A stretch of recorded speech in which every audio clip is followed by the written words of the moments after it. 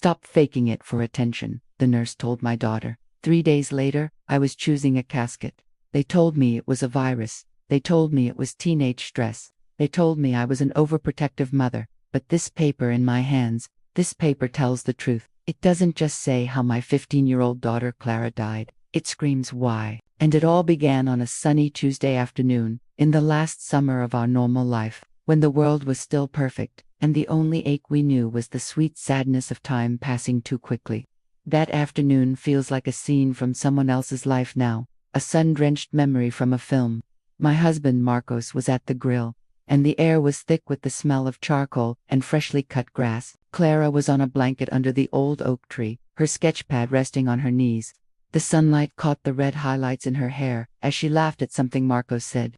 I watched her, my heart swelling, with that familiar, painful love that all mothers know, the desperate wish to freeze a perfect moment, to keep them safe and small forever, even as you celebrate them growing up. She was a true artist, my Clara. While other kids were glued to their phones, she was glued to her sketchbook, her world translated through the tip of a pencil. She saw details no one else did, the way a shadow fell on a leaf, the tired lines around a stranger's eyes. Her pages were filled with life, with a sensitivity that was both her greatest gift and, I would learn, her greatest vulnerability.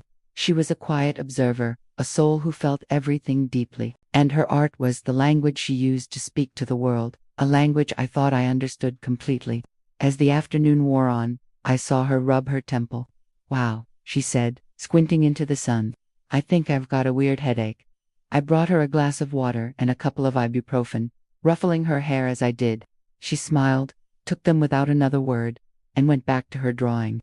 It was nothing, a fleeting moment, a minor complaint on a perfect day, dismissed as quickly as it came. If I had known that was the last time a headache of hers would be treated as something simple, I would have stopped time right there. But we don't know, do we? And that's why the nightmare always catches us unprepared. A few weeks later, the school year had begun, and the easy rhythm of summer was replaced by the drumbeat of homework and deadlines. I walked into Clara's room one evening and found her staring at a textbook, her pencil lying beside her hand. She looked up, her expression a mix of frustration and pain. The headaches, she explained, were no longer just a sunny afternoon thing. They were becoming a regular visitor. And with them came something new, something that scared her, a strange, pins and needles tingling in her fingers, a numbness that made it hard to hold her pencil steady. She showed me a half-finished sketch in her pad. It was a portrait of our dog, but the lines were shaky, uncertain. It was as if a stranger had drawn it.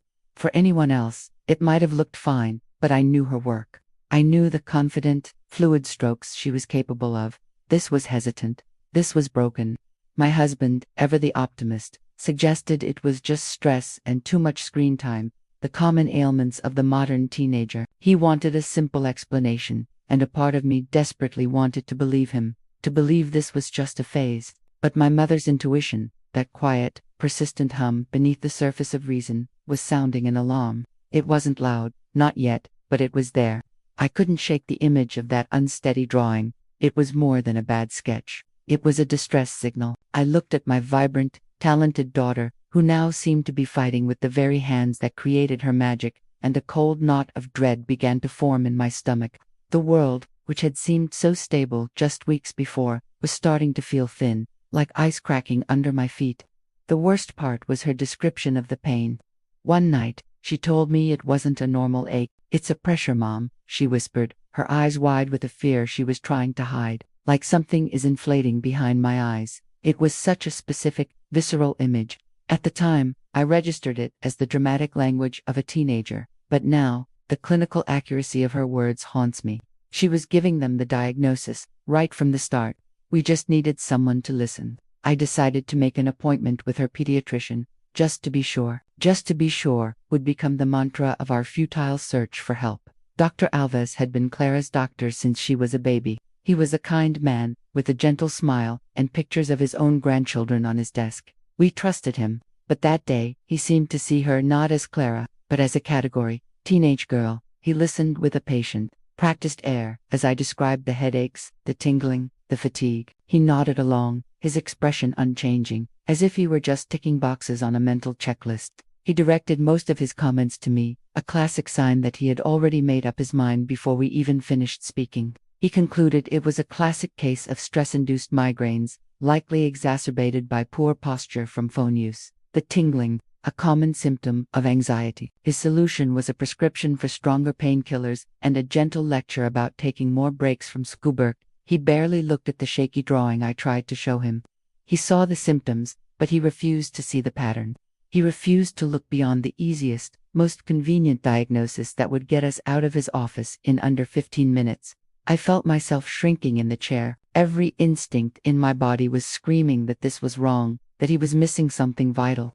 I wanted to scream, to demand more tests, to force him to see the fear in my daughter's eyes. But I didn't. I was intimidated by his calm authority, by the diplomas on his wall, by the fear of being labeled a hysterical, over-anxious mother. So I just nodded, took the prescription, and thanked him. The guilt of that moment, of my own silence, would become a heavy cloak I would carry for the rest of my life.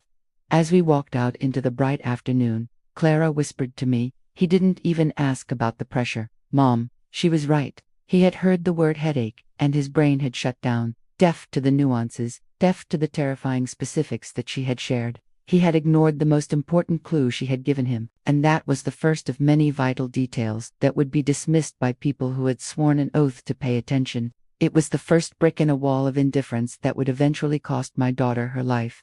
The next few weeks were a cruel roller coaster. There were good days, powered by the new medication, where Clara would seem almost like her old self. She'd laugh, she'd spend time with her friends, she'd even pick up her sketchbook. On those days, a fragile hope would bloom in my chest. Marcos would point to her laughter as proof that the doctor was right, that I was worrying for nothing. I would cling to those moments, trying to force myself to believe, to silence the nagging voice of fear that was my constant companion. But the good days were just a mirage. The bad days became more frequent and far more terrifying. The headaches were no longer just a pressure. They were a blinding, all-consuming pain that left her pale and trembling in a darkened room. Then came the vomiting. One afternoon, she was hit by a wave of nausea so violent and sudden that she barely made it to the bathroom. It wasn't the kind of sickness that comes with a stomach bug. It was forceful, projectile, and it left her utterly drained and terrified. This wasn't migraine. This was something else. My world shrank to the four walls of her room. I became a chronicler of her suffering, keeping a detailed diary of every symptom, every episode of pain, every whispered fear. The anxiety was a physical thing, a constant tightness in my chest. I felt utterly alone. Marcos, trying so hard to be the strong one, continued to downplay it, to search for rational explanations, desperate to keep our family from spiraling into panic. I felt like I was screaming in a soundproof room, my terror completely invisible to the person I loved most. In my diary, I wrote down every detail. Clara says she's seeing shiny spots right before the pain gets really bad. Blurry vision, I noted. Another entry. She stumbled on the stairs today. Said she just felt dizzy for a second. They were small, individual puzzle pieces that I couldn't yet fit together. One night, I was jolted awake by a thud from her room. I ran in to find her on the floor, disoriented. She had tried to get up to use the bathroom and her legs had simply given out. Her eyes, wide with panic in the dim light, found mine. "Mom," she whispered, her voice trembling, "I can't feel my right foot." The emergency room was a special kind of hell, a place of jarring fluorescent lights and the antiseptic smell of fear. We tried to explain everything to a triage nurse who looked as if she had unslept in a week. We poured out the whole story: the chronic headaches, the vomiting, the tingling, the vision problems, the fall, the sudden numbness in her foot. She typed it all into a tablet with a detached efficiency, her expression never changing. Our panic felt like an inconvenience in her orderly world of process and protocol. After what felt like an eternity, they put Clara on a gurney in a crowded hallway. The sense of urgency that had propelled us out of the house evaporated, replaced by the slow, grinding bureaucracy of an overwhelmed hospital. Every minute that ticked by felt like a betrayal. I watched doctors and nurses rush past us to attend to other emergencies, and the terrifying thought that we weren't being seen as an emergency began to take hold. I felt a rising tide of helplessness. We had come to this place for safety, for answers, and all we had found was a profound and terrifying indifference. A young resident, he couldn't have been much older than a college student, walked by, and his eyes lingered on Clara for a moment longer than anyone else's. I saw a flicker of concern, of genuine empathy, in his expression. He opened his mouth as if to say something, but was immediately called away by a senior doctor. He disappeared down the hall, and with him went a tiny, irrational sliver of hope. We were just another number in the queue, another chart in the rack, waiting for someone to finally decide we were worth their time. Hours later, a doctor finally saw us. He performed a cursory neurological exam, shining a light in Clara's eyes and tapping her knees with a reflex hammer. By then, the feeling in her foot had started to return, a fact that seemed to reassure him immensely. He ordered some routine blood tests and, with a tired smile, delivered his verdict. "It's likely a complex migraine," he said, the words sounding hollow and rehearsed. "We'll keep her for observation, but it doesn't appear to be anything life-threatening." Life-threatening, a phrase they use to calm you down. For us, it was a countdown that had already begun. Clara was admitted for the night. I refused to leave her side, sitting in a hard plastic chair, watching the rhythmic rise and fall of her chest, listening to the steady beep of the monitor. It was a false comfort. The next morning, the senior attending physician, a Dr. Martins, made his rounds. He was a man who radiated an unshakable confidence, the kind that leaves no room for doubt or questions. He glanced at Clara's chart for no more than 10 seconds, listened to my frantic, condensed summary of the last few months, and nodded with an air of profound authority. He confirmed the diagnosis of complex migraine with somatosensory aura. Then, he added the insult to the injury. He suggested there was a significant psychosomatic component at play, likely linked to school pressure. He talked about the anxieties of modern adolescents, his words dripping with a condescending, textbook knowledge that had nothing to do with my daughter. I tried to show him my diary, the one filled with dates and symptoms, my desperate attempt at a scientific record of her decline. He waved it away with a dismissive hand. "Mom," he said, "the internet can be a scary place. Let's stick to the facts."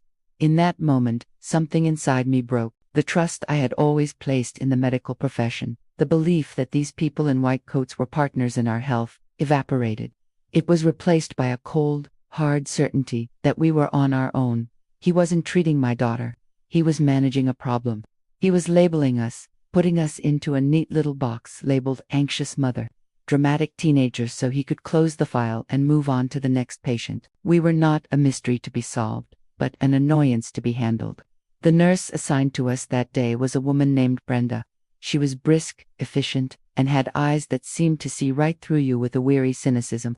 When Clara, whose head was pounding, complained that the light from the window was hurting her eyes, Brenda sighed audibly. "That's a classic migraine symptom, sweetie," she said, her tone implying that Clara was not experiencing a symptom, but performing it, following a script she'd read somewhere. She pulled the blinds with a sharp snap, a gesture of impatient compliance that felt more like a punishment than an act of care. Dr. Martins discharged Clara with a new prescription for a different painkiller and, most tellingly, a referral to a child psychologist. "If the symptoms persist, come back," he said as he swept out of the room, already thinking about his next case. The words hung in the air, a hollow promise. We would be back much sooner than he could ever imagine. And the next time we came through those doors, there would be no more time for condescension, no more time for dismissals. The next time, the countdown would be over. Back home, for about 48 hours, a fragile, deceptive calm settled over the house. With the new medication, Clara seemed to rally.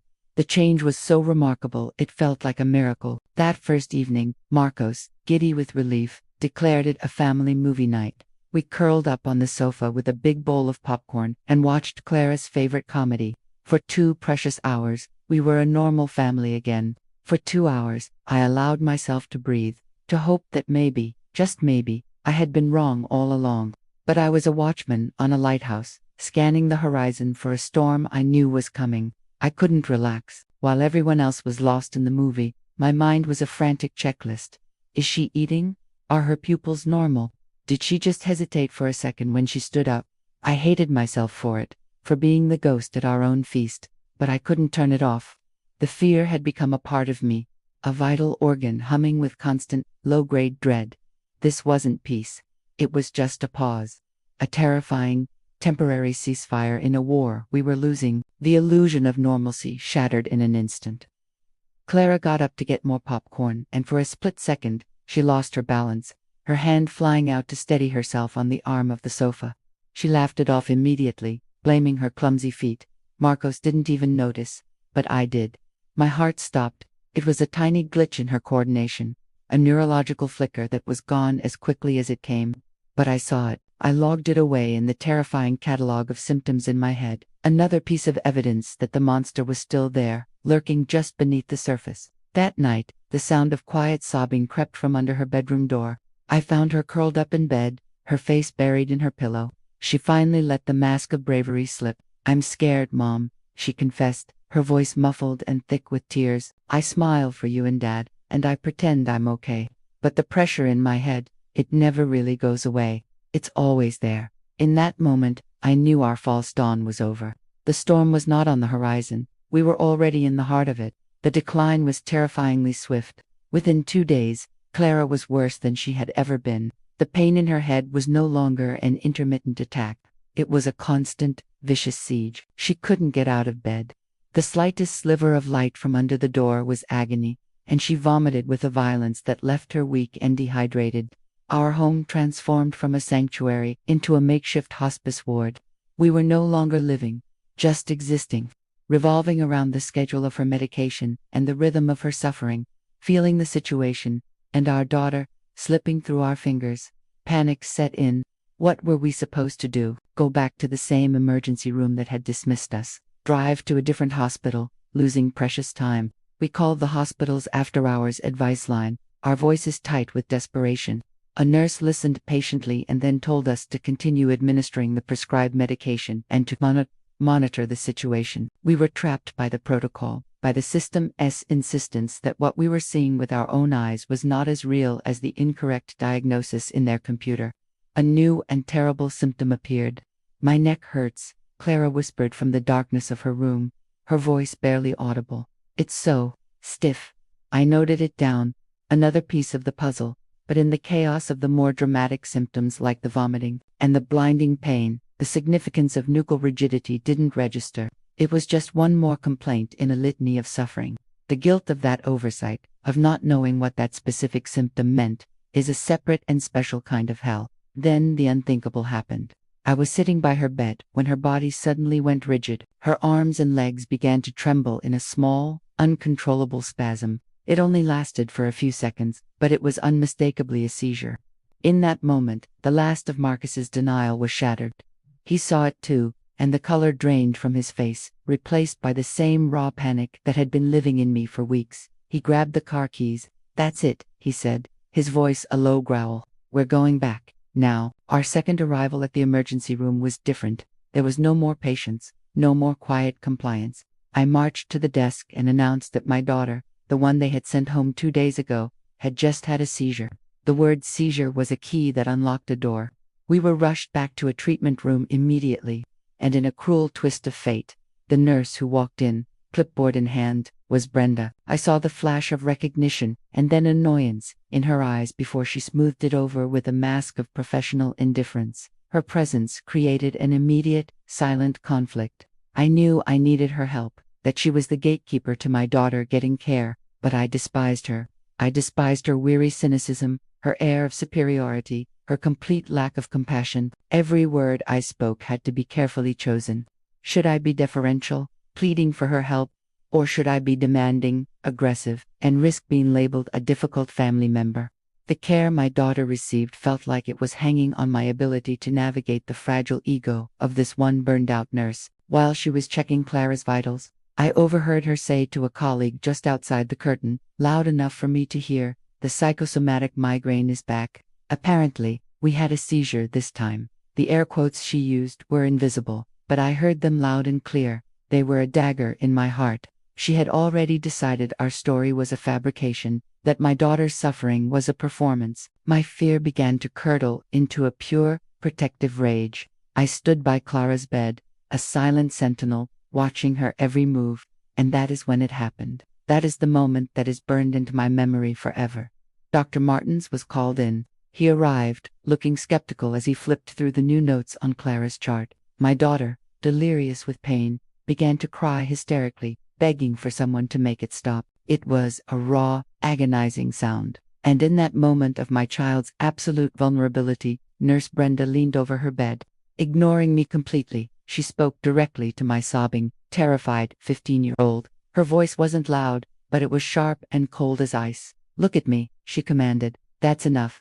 We know you're stressed out, but this has gone far enough. Stop faking it for attention." The world stopped. The air left my lungs. The sounds of the emergency room, the beeping, the distant announcements, the rolling of carts all faded into a deafening silence. All that was left was that one monstrous sentence hanging in the air. A rage so profound, so absolute, washed over me that for a second I thought I was going to black out.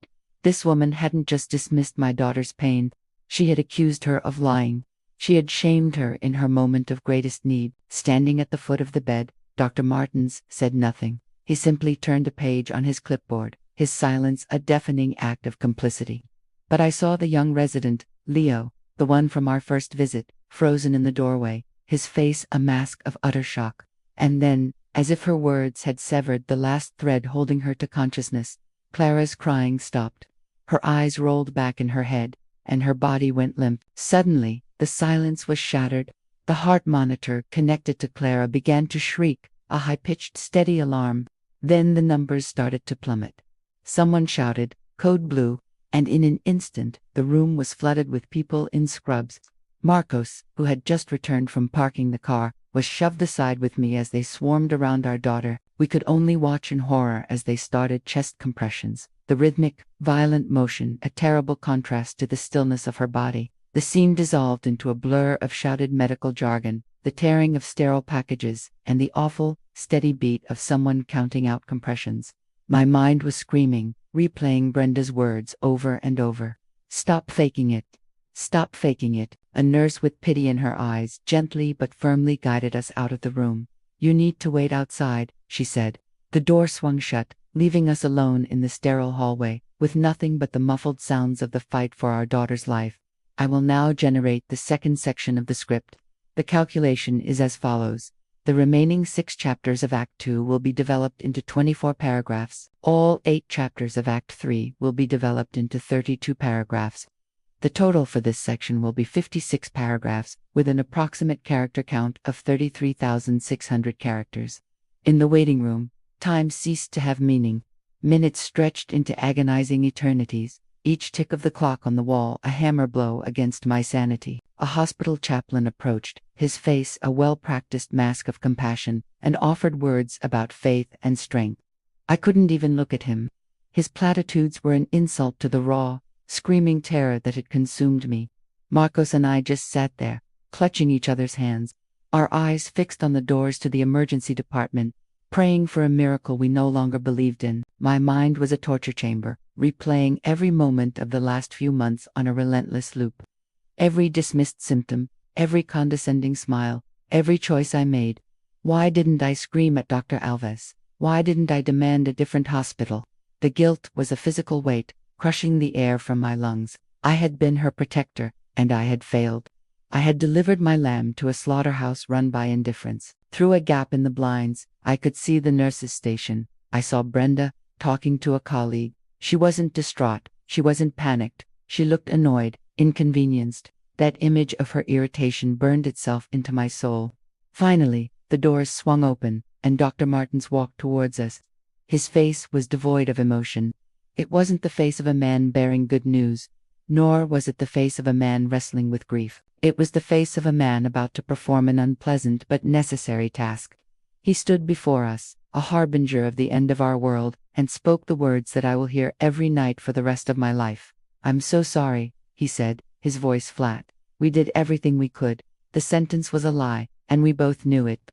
The moments that followed are a hazy, merciful blur. He used clinical terms, massive cardiopulmonary arrest, underlying cause to be determined, words designed to create distance, to sanitize the horror. They led us back to the room.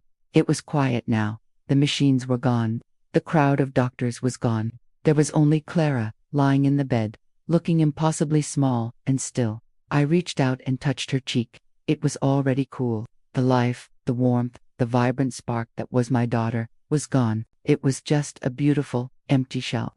My mind, in a desperate act of self-preservation, refused to process the enormity of it. Instead, I focused on the insignificant, a stray strand of her hair on the pillow, the chipped polish on her thumbnail.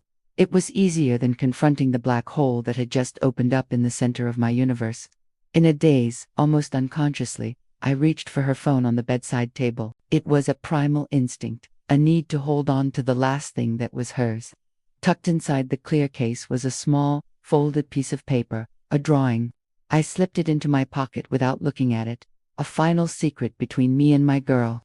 The days that followed were a surreal nightmare of administrative grief, choosing a casket, calling relatives who sobbed into the phone, filling out forms that reduced my daughter's entire existence to a series of checkboxes.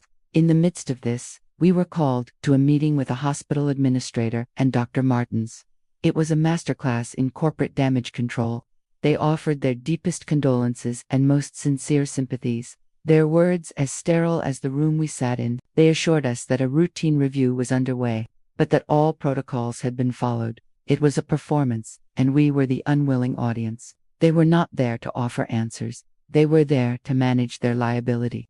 I sat there, a silent statue of grief, but beneath the surface, a cold, hard resolve was beginning to form. This was not the end. This was the beginning of a war. I looked Dr. Martins dead in the eye and asked, my voice dangerously quiet, "Will Nurse Brenda be part of this review?" The administrator jumped in immediately. The nurse acted in accordance with her training and the information available at the time. The evasion was as good as a confession. Back in the suffocating silence of our home, I found myself in Clara's room. The air was still thick with her presence, the scent of her shampoo, the pile of clothes on her chair. It was torture to be in there, and torture to be anywhere else. I picked up her sketchbook, the one from the barbecue, and my fingers trembled as I opened it. The first few pages were a celebration of life. Vibrant portraits, detailed landscapes, whimsical cartoons. It was Clara's soul, rendered in graphite and ink. But as I turned the pages, a subtle and then horrifying change began to occur. The lines, once so confident and sure, became hesitant, shaky. The subjects grew darker, more fragmented. The bright, observant artist was being replaced by someone struggling, someone in pain. Her art was a more accurate medical chart than anything the hospital ever produced. On the very last page, I found it, an unfinished self. She had drawn herself with one hand pressed to her temple, and from behind her eye, dark, jagged lines radiated outwards, like a pane of glass shattering. Beside it, in a faint, unsteady script, she had written, "Can't get the lines straight." The funeral was a sea of black clothes and tear-stained faces, friends from school, their youth a painful reminder of everything Clara had lost, shared stories and cried in each other's arms. During the reception, my cousin, a lawyer, pulled me aside. After offering her condolences, she began to ask gentle but pointed questions about what had happened. As I recounted the story, the dismissals, the final cruel words from the nurse, I saw the expression on her face shift from sympathy to professional alarm. She listened intently, her mind clearly processing the facts. When I finished, she took my hand. "Alina," she said, her voice firm, "I know this is the last thing you want to think about right now, but you can't let them be the ones to write the final chapter of this story. Never, ever trust their autopsy. The institution being investigated cannot be the one conducting the investigation." Her words were a lifeline in a sea of grief. She planted a seed of an idea. The truth was not lost. It was just buried. We just had to be willing to dig. A few days later, the hospital called. It was the administrator. She informed us that the preliminary findings of their autopsy were complete. The cause of death, she said with an air of clinical finality, was acute viral myocarditis, a sudden, unpredictable inflammation of the heart muscle. It was the perfect answer for them. It was tragic. It was unforeseeable. And most importantly, it was no one's fault. It was a neat, tidy explanation, designed to be the end of the story. But I knew, with a certainty that chilled me to the bone, that it was a lie. That night, Marcos and I sat in the kitchen, the hospital's verdict hanging between us in the silence. For Marcos, it was a release. He was so broken, so utterly hollowed out by grief, that he wanted to believe it. He wanted an end to the fight, an end to the questions. He argued that pursuing this further, challenging the hospital, would only prolong our agony. He just wanted to mourn our daughter, not turn her death into a legal battle. He wanted peace, and I couldn't blame him. But for me, peace was impossible without truth. I looked at him, my partner in grief, and I realized we were on two different paths. We can't mourn a lie, Marcos, I told him, my voice cracking. I brought him Clara's sketchbook. I showed him the final, haunting self-portrait. I pulled out my diary and read aloud the entries about her stiff neck, her blurry vision, her loss of balance. For the first time, he heard it all together, not as isolated incidents, but as a terrifying, undeniable progression. I saw the doubt flicker in his eyes. It wasn't enough to fully convince him. Not yet, but it was enough for me. I knew I couldn't do this without him, but I also knew I couldn't not do it. This was my final act of motherhood, my last promise to Clara. I picked up the phone and dialed my cousin. My hand was steady. I want the independent autopsy, I said, my voice clear and resolved. Whatever it takes. There was no going back. The decision was made. The war had been declared. The days that followed were a blur of legal paperwork and heart-wrenching logistics. The financial cost was staggering, but it was nothing compared to the emotional toll. I was drowning in the bureaucracy of it all when an email appeared in my inbox from an anonymous address. It was short, cryptic. I heard what the nurse said. I was there. What happened to your daughter was wrong. Look up intracranial hypertension and papilledema. I can't identify myself, but I am so sorry. I stared at the screen, my heart pounding. Was it real? A prank? A trap? But the sender's address, Medentern 2023, sparked a memory. The young resident in the doorway, Leo, his shocked, horrified face. It had to be him. This email was the first external validation I'd had. I wasn't crazy. I wasn't an overprotective mother making things up. Someone else had seen it. Someone else knew. The email was a terrifying risk, but it was also the first real glimmer of hope I'd had since Clara died. It felt like a voice from the heavens. My fingers flew across the keyboard as I typed the words from the email into a search engine. The results loaded, and I began to read. Intracranial hypertension, a buildup of pressure inside the skull. The symptoms, a headache described as oppression, nausea, and vomiting. Blurred vision, problems with balance and coordination. Papilledema, swelling of the optic nerve caused by the pressure. It was all there. It was a perfect, textbook description of everything Clara had endured for months. Her entire ordeal, laid out in cold, clinical detail. She hadn't been faking. She'd been dying. And they'd been watching. The next step was the hardest thing I have ever had to do. With the legal permissions secured, we hired a renowned independent forensic pathologist, a Dr. Chen, and we made the arrangements to have our daughter's body exhumed. There are no words to describe the horror of that day, of standing at a distance and watching as the sacred ground where we had laid our child to rest was disturbed. It felt like a second violation, a desecration. I clutched Marcus's hand, tears streaming down my face, and prayed for her forgiveness. This is for you, baby, I whispered into the wind, so the world will know your truth. We met Dr. Chen, a quiet, meticulous man whose calm demeanor was the perfect antidote to the emotional chaos of our lives. He didn't make grand promises or offer emotional condolences. He simply looked at me and said, I will let the evidence speak. It's the least your daughter deserves. Then came the waiting. Weeks of it. Every day was an agony of suspense. Every phone call made my heart leap into my throat. Finally, the call came from my cousin Elena. Dr. Chen is finished. You and Marcos need to come to my office. And you need to brace yourselves. We sat in a sterile conference room, Dr. Chen's face on a large screen via video call. He spoke calmly, methodically, walking us through his findings. He showed us slides, microscopic images of tissue. He explained, in clear, simple terms, the undeniable evidence of chronic, severe pressure inside Clara's skull. He showed us a photo of her optic nerve. It was swollen, damaged, classic papilledema, the kind of thing a simple ophthalmoscope exam could have detected. And then he told us the cause, a cerebral venous sinus thrombosis. A rare, but treatable, blood clot in a major vein in her brain. My ears were ringing. Treatable, a simple word that carried the weight of 1,000 suns, with anticoagulants, with monitoring. My daughter could have been saved.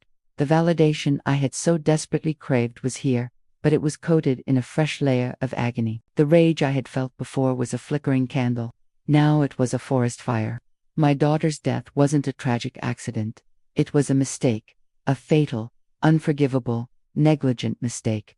And then Dr. Chun delivered the final, devastating blow. He explained that the cause of her cardiac arrest was, in fact, brain herniation. The pressure in her skull had become so immense that it had physically pushed her brainstem down, crushing the part that controls breathing and heartbeat. It wasn't her heart that failed first, Mrs. Garcia, he said gently. It was her brain. The cardiac event was the final consequence, not the cause. The hospital's entire narrative, their clean and convenient story of a weak heart, was a fiction. A complete and utter lie. My cousin slid the final bound report across the table. Their autopsy mentioned mild cerebral edema, she said, her voice hard as steel, but they dismissed it as a typical postmortem finding. They never looked for the cause. This report doesn't just contradict theirs, it demolishes it. I stared at the document, at the black and white proof of their failure. Marcos, who had been stoic for so long, finally broke. He buried his face in his hands and sobbed. "What do we do now?" he asked through his tears. I looked up from the report. My own grief crystallized into a single, sharp point of purpose. "We tell everyone," I said. The next meeting with our lawyer was not about grief. It was about war. She laid out our options. We could pursue a quiet, out-of-court settlement. It would be faster, less public, less painful. We would get a substantial sum of money, and it would be over. The other option was to go public. File a lawsuit, talk to the media, and fight them in the court of public opinion. It would be brutal. They would attack us. They would try to destroy Clara's character, and our lives would become an open book. It was a choice between private compensation and public justice. The thought of a quiet settlement, of signing a non-disclosure agreement, and taking their blood money in exchange for our silence, made me physically ill. They don't get to buy their way out of this, I told Marcos. They don't get to put a price on what they did. I thought of Brenda's sneer, of Dr. Martens's dismissive wave. They needed to face not just a judge, but the world. My cousin warned us, if you go public, they will come for you. They will use that psychologist referral. They will try to paint you as an unstable mother, and Clara as a troubled girl. You have to be ready. Marcos looked at me, the last of his hesitation gone. They ignored her until she died, he said, his voice filled with a new, cold anger. We won't let them silence her now. That night, I sat down at my computer. I didn't write a press release or a legal statement. I wrote a letter, a long, detailed, heartbreaking letter to the world, telling them about my daughter. I started with the barbecue, with her laugh, with her passion for art. I described every symptom, every doctor's visit, every dismissal. I quoted Nurse Brenda's exact words. I poured all of my love, my grief, and my rage onto the page. I attached photos of Clara smiling, of her art, and I scanned the page with her self-portrait and the summary page of Dr. Chin's autopsy report. I ended it with a simple plea for her voice to be heard, and I added a hashtag Justice for Clara. For a long time, I just stared at the screen, my finger hovering over the publish button. This was it. This was the point of no return. I took a deep breath, looked at a photo of Clara on my desk, and I clicked. For the first few minutes, there was only silence. A knot of doubt and fear tightened in my stomach. What if no one cared? What if I had just exposed my family's deepest wound to an indifferent world? Then, a notification. A friend from our neighborhood had shared the post. "This is horrifying," she wrote. "The hospital must answer for this." Then another share. And another. A wave of support began to build, first from our friends, then from parents at Clara's school, then from strangers in our town. Each share, each comment, felt like a small reinforcement, a single voice joining mine in a chorus. A comment appeared from the mother of Clara's best friend, Alina. "I am so sorry. Clara told me what that nurse said to her.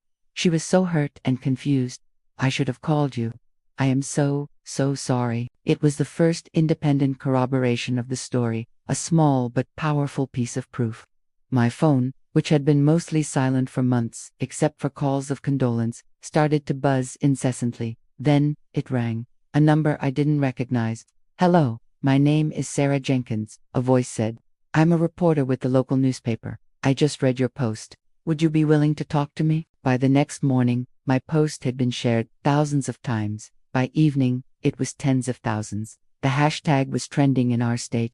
The local news article was published online. and from there, it exploded. Our private tragedy became a public firestorm. The hospital, caught completely flat-footed, released a jargon-filled statement about patient privacy and their commitment to quality care. It was a meaningless corporate shield against a hurricane of public outrage. Our story had gone viral. The emails and messages poured in from all over the country, all over the world, but one stood out. It was from a woman in Ohio. "Dear Alina," it read, "I'm a nurse. 5 years ago, I worked at that hospital. I reported Nurse Brenda twice for her dismissive and cruel behavior towards patients she deemed dramatic. Nothing was ever done.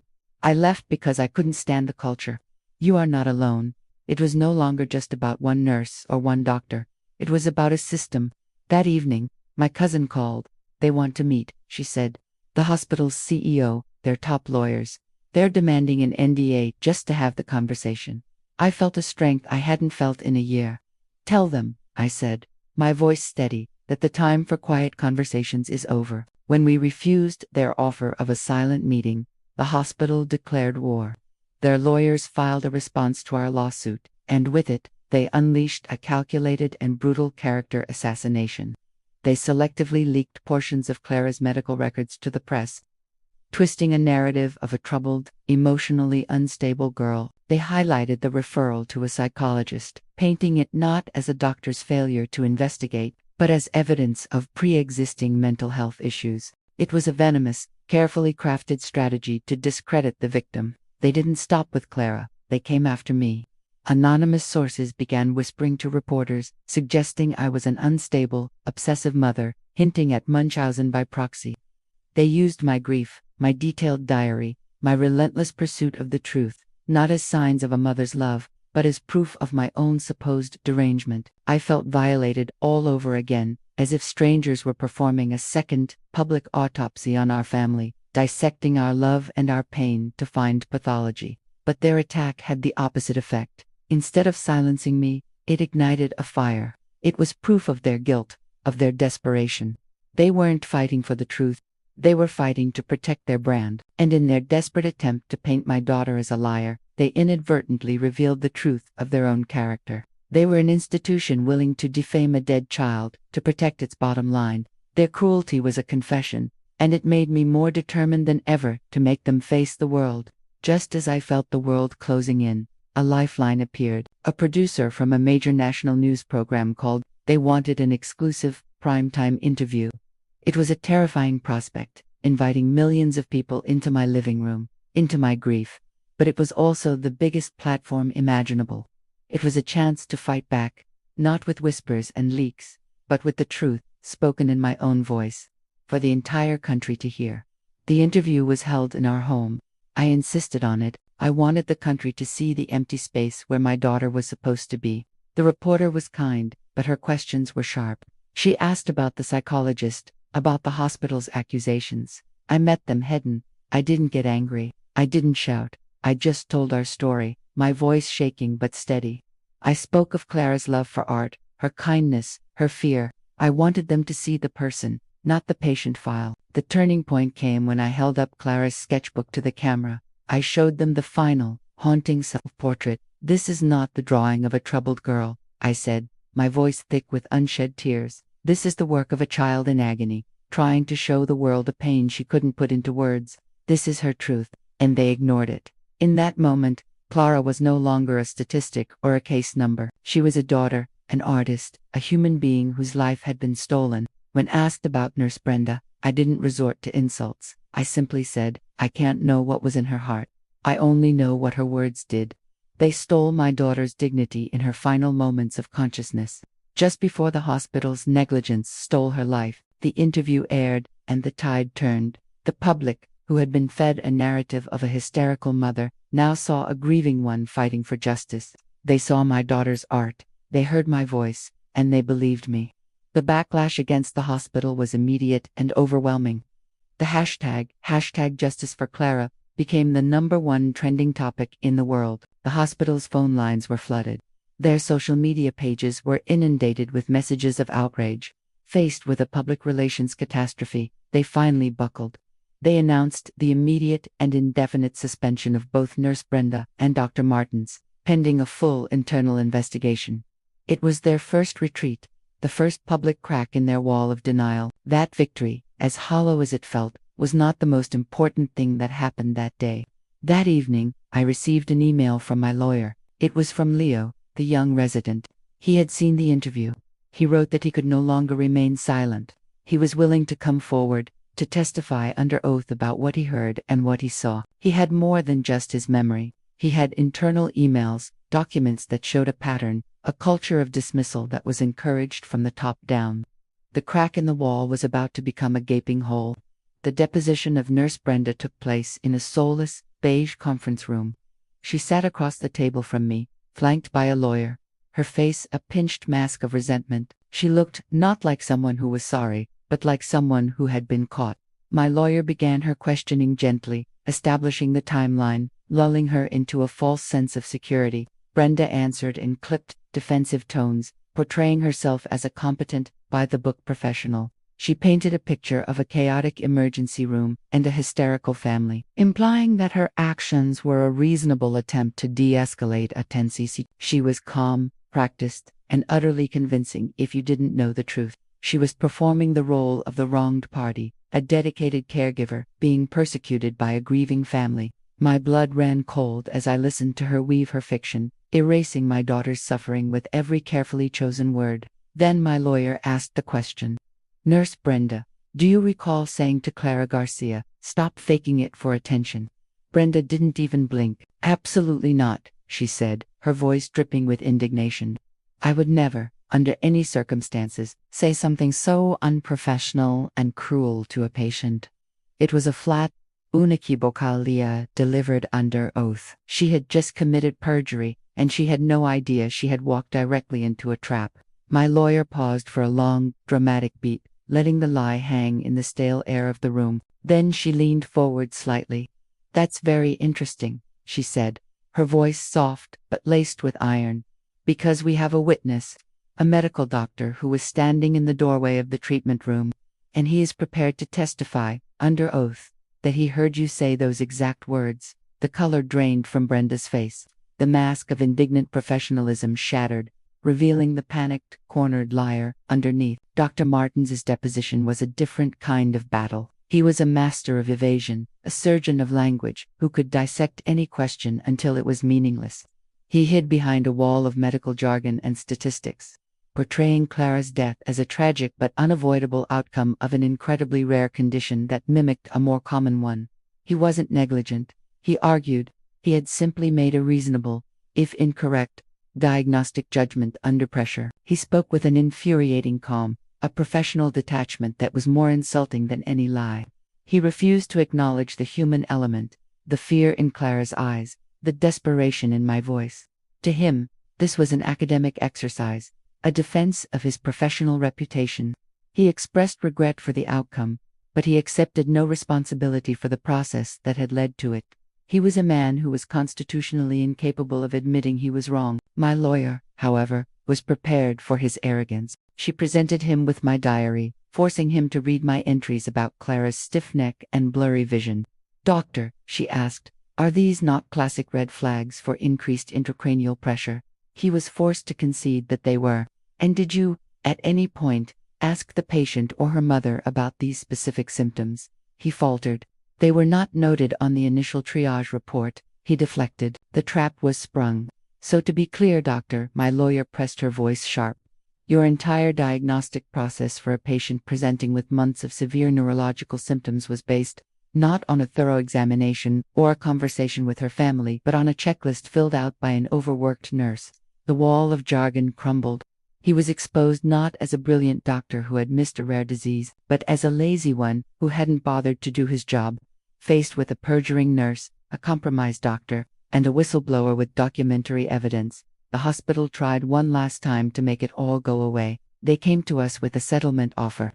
The number was staggering, enough money to ensure we would never have to worry about anything for the rest of our lives. It was an admission of guilt in the form of a bank transfer, but it came with one non-negotiable condition: a permanent, ironclad non-disclosure agreement. They would pay for their mistake, but we would have to agree to never speak of it, or of Clara, ever again. It was the ultimate test. We were exhausted, emotionally and financially. The prospect of a long, brutal public trial was terrifying. The money could have provided a lifetime of security. It was a golden key that would lock the door on this nightmare forever. The hospital's lawyer, a man with a practiced, sympathetic smile, told us the offer would allow everyone to finally move on. That phrase, move on, as if my daughter were a piece of unfortunate business to be concluded, sealed their fate. I looked at the number on the page, and I felt nothing but disgust. It wasn't a settlement, it was the price of my silence. It was the cost of erasing my daughter's story. I thought about all the other Claras out there, the other families who would be dismissed and ignored. To accept this money would be to become complicit in the very system that had killed my child. I pushed the offer back across the table. Tell them we'll see them in court, I said. The months leading up to the trial were a grueling preparation for a war. We lived and breathed the case. Our lives were consumed by meetings with lawyers, witness prep, and practice cross-examinations, where I was forced to relive the worst moments of my life over and over again. The hospital's lawyers would try to portray me as an unstable, vindictive hysteric, and I had to learn to tell my story without letting my grief be used as a weapon against me. It was an exercise in controlled agony. I had to become a different person, not a mother consumed by sorrow, but a credible witness. I studied my own diaries, memorizing dates and details, ensuring my testimony would be unshakable. The centerpiece of our case, our Exhibit A, was Clara's sketchbook. We carefully preserved it, marking the pages that showed her decline. It was more than evidence, it was her testimony. It was her voice, reaching out from beyond the grave to tell her own story in a language the jury would understand. The first day of the trial felt like walking into an arena. The air in the courtroom was thick with tension, heavy with the weight of what was at stake. I could feel the eyes of the reporters, the jury, the public, all on us. And across the room, I saw them, Dr. Martins and Nurse Brenda.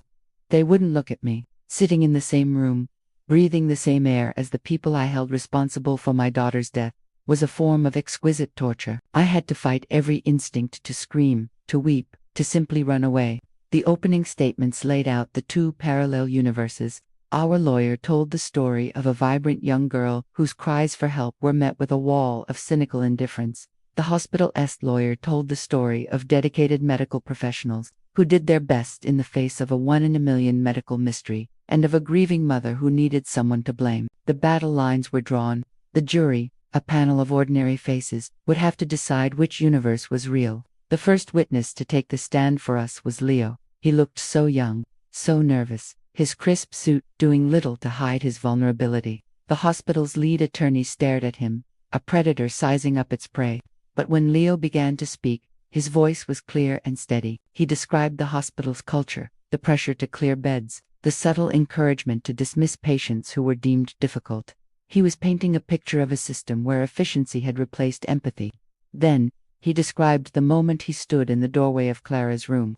He recounted Brenda's exact words, his testimony aligning perfectly with mine. The hospital's lawyer attacked him viciously on cross-examination, trying to portray him as a disgruntled, inexperienced intern with a grudge. But Leo remained unshaken. He was polite, respectful, but firm in his testimony. He was telling the truth, and it was undeniable.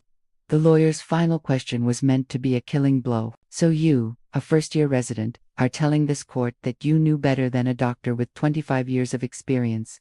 The courtroom was silent. Leo looked not at the lawyer, but at the jury. Sir, he replied calmly, I don't know if I knew better, but I know that I was listening. And he wasn't. The simple, profound truth of that statement landed like a physical blow. Then, it was my turn. Walking to the witness stand felt like walking a mile. I sat down, my hands trembling in my lap. Guided by my lawyer, I began to tell our story, starting with that last, perfect summer afternoon. I used my diary to anchor my testimony in facts, in dates, in specifics. I wanted the jury to walk with me through every moment of our journey, to feel our hopes slowly curdle into fear, and then into terror. The hardest part was when my lawyer had the bailiff hand me the sketchbook. My hands shook as I opened it to the last page.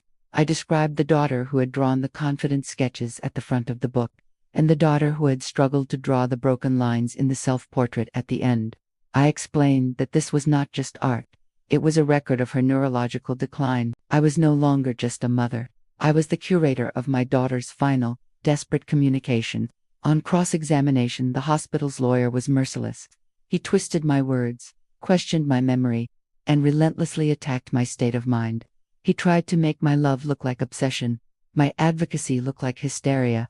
"Mrs. Garcia," he said, his voice dripping with condescending pity, "don't you think it's possible that your own anxiety was a contributing factor here?"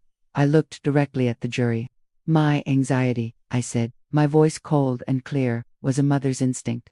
And it turns out it was 100% correct."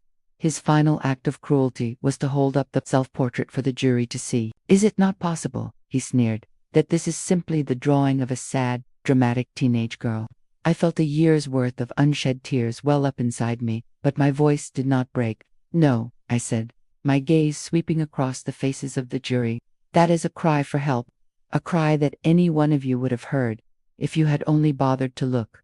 And then, for the first time, I allowed myself to weep, not out of weakness, but because the truth deserved to be accompanied by the full measure of my grief. After the closing arguments, the jury filed out. The waiting was the worst part of all. A silent, suspended agony. Hours crawled by. Then, a rap on the door. They had a verdict. They filed back into the jury box, their faces grim, unreadable. My heart was a frantic drum against my ribs. The foreman, a middle-aged woman with kind eyes, stood up, a piece of paper trembling in her hand. She cleared her throat and read the verdict. They found the hospital, Dr. Martins, and Nurse Brenda, all liable for negligence. They awarded us damages, but more than that, they awarded punitive damages, a legal declaration that their conduct was not just a mistake, but morally reprehensible. A sound escaped my lips, a strangled sob of relief so profound it felt like it came from the center of the earth. It wasn't triumph. It wasn't joy. It was validation. It was the world finally saying, "We see you. We hear you. We believe you."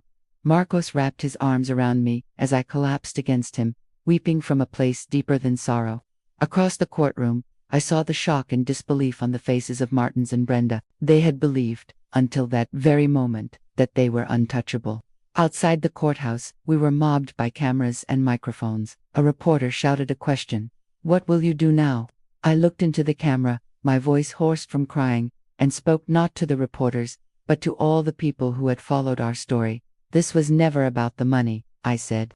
"It was about the truth. It was about my daughter's voice, and now that it has been heard, our work begins. We have to make sure that what happened to Clara never, ever happens to anyone else's child." The verdict was a national sensation. Our case became a flashpoint for conversations about patient advocacy, medical gaslighting, and the systemic failures of healthcare. The hospital, in the face of overwhelming public condemnation and a devastating legal judgment, finally issued a full, unequivocal public apology. They announced a complete overhaul of their emergency department protocols and a new, mandatory empathy training program for all staff. Nurse Brenda's license was permanently revoked. Dr. Martins was forced into an early retirement, his reputation in tatters. The change was real. It was tangible, but it had come at an unbearable price. The victory was loud, but in the quiet of our home, the silence left by Clara's absence was louder. After the storm of the trial, an unnerving quiet descended. The reporters went away, the phone calls stopped, and we were left alone in the wreckage of our old lives. The settlement money sat in a bank account, untouched and meaningless. The victory we had fought so hard for felt abstract, a headline in someone else's news cycle. In the silence of our home, the only thing that felt real was the gaping, Clara-shaped hole in the center of our universe. We were adrift, to survivors on a raft, with no map and no destination. We tried to find a new normal, but every routine was a painful reminder of her absence. Breakfast was a silent affair at a table with one too many empty chairs. I would walk past her bedroom door and feel a physical pull, a magnetic force of memory and loss. Sometimes I would go in and just sit on her bed, breathing in the faint scent of her that still clung to the pillows. The rage and purpose that had fueled me for so long had burned out, leaving behind only the cold, heavy ash of grief. Justice hadn't healed the wound. It had only cauterized it. One evening, Marcos found me in her room, just staring at the walls. "We can't keep living like this, Elle," he said. his voice thick with a sorrow he rarely showed. "We're living in a museum of our own pain. Clara wouldn't want this for us." He was right. We had fought to honor her life, but in the process, we had stopped living our own. We had to find a way to build something new from the ruins, a way to carry her forward with us, not as a ghost of the past, but as a light for the future. The idea came to us slowly, then, all at once, we would use the money. Not for ourselves, but for her. We would start a foundation in her name.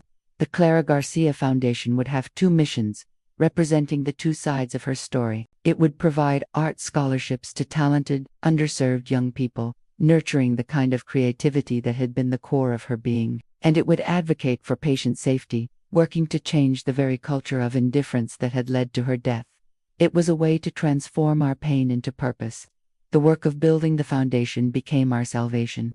It was a place to pour our love, our energy, our grief. We met with lawyers, built a website, and designed a logo using Clara's own graceful signature from one of her drawings. For the first time since she died, I felt a spark of hope, not the frantic, desperate hope of the hospital, but a quiet, constructive hope for the future. We weren't just memorializing her death, we were amplifying her life. We were ensuring that her spirit, her passion, and her story would continue to make a difference in the world. Our first official event was a fundraising gala to award the inaugural Clara Garcia Art Scholarship. The room was filled with warmth and support. Leo, now a resident physician and a passionate patient advocate, was our keynote speaker. He spoke beautifully about how Clara, a girl he never met, had fundamentally changed the course of his life and his approach to medicine. He spoke about the sacred duty of listening. It was a powerful, moving tribute, and the first time I had been able to think about her legacy without being completely consumed by sorrow. The scholarship was awarded to a shy, immensely talented young painter from an inner-city school. As she stood on the stage, clutching the award, she looked out at the audience and said, "I promise to use this gift to create art that tells the truth, just like Clara did." In that moment, watching her, I saw a glimpse of the future that had been stolen from my own daughter, but I also saw Clara's legacy blooming in the life of another. It was a feeling both heartbreaking and profoundly beautiful. After the event, a woman I didn't recognize approached me. She introduced herself as the new chief of nursing at the hospital. My body tensed, a reflexive defense, but her eyes were filled with a genuine, humble sincerity. "I've studied your daughter's case," she said. "We now use her story as the core of our training for all new nurses. We call it the Clara Protocol. It's about communication. It's about empathy. It's about listening. We are trying to change. Because of her." The circle was closing. My daughter's story was no longer just a tragedy. It was a catalyst. It was a lesson. It was saving lives. A year passed. My new reality took a shape I never could have imagined. I found myself standing in lecture halls at medical schools, speaking to auditoriums full of young, aspiring doctors. I would project images of Clara's sketchbook onto a giant screen and walk them through her story, not with anger, but with a quiet, earned authority. I taught them to see the patient behind the chart, to recognize the patterns, to listen to the whispers of a mother's intuition. I had become an advocate, a teacher, a storyteller. I found a new kind of peace, not the carefree happiness of my old life, but a deeper, more resilient contentment. I learned to live with the grief, not as a constant, crushing weight, but as a part of me, a shadow that proved the sun was shining. The pain was the price of a profound love, and I would pay it willingly for the rest of my life. My fight was no longer with the hospital, but with the silence that allows such tragedies to happen. The story of the others found its own conclusion. Dr. Martins's career ended not with a bang, but a whimper, a quiet, forced retirement that was a footnote in the medical journals. I saw a picture of Brenda once, in a news story about the fallout. She looked older, smaller, stripped of the arrogant authority she once wielded. They had faced their consequences, but I found I no longer cared. My focus was on the future, not on their past. My energy was for the living, for the ones Clara's story could still save. I still carry it with me, everywhere I go. The little drawing that was tucked into her phone case, I took it out of my pocket that first night, after we came home to a house that would never be the same. I had expected it to be another sketch of her pain, another cry for help. But it wasn't. It was a simple, loving cartoon of me and Marcos, holding hands. Above our heads, she had drawn a big, goofy heart. And underneath, In her familiar script, she had written 2 words, my protectors. Even in her darkest moments, in the midst of her own terror, she was thinking of us, of our love. All I had ever wanted to do was protect her. In the end, I couldn't save her from the indifference that took her life. But I came to understand that my job as her protector didn't end when her heart stopped beating. It had just transformed. Now, I protect her memory. I protect her legacy, and I share her story so that other children might be protected in her name. I visit her sometimes, at the quiet place where we laid her to rest. I don't cry as much as I used to. I just sit on the grass and talk to her in my head. I tell her about the foundation, about the young artists she is helping, about the medical students who are learning from her. It's a one-sided conversation, but it feels real. It feels necessary. I've fulfilled my promise. Her voice was heard.